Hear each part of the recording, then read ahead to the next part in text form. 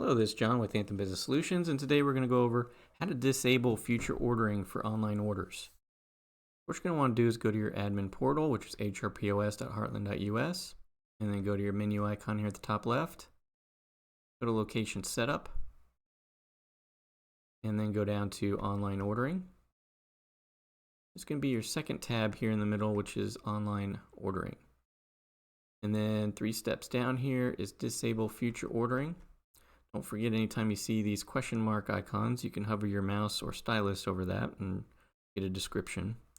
But if you wanted to completely turn off future ordering, you just place a check there and then scroll all the way down to the bottom and place do a save.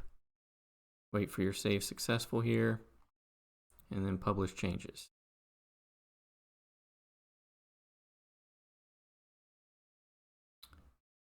And that's all there is to it. Thanks for watching. Want to stay up to date on the latest tips and tricks? Don't forget to click the subscribe button and hit the bell icon.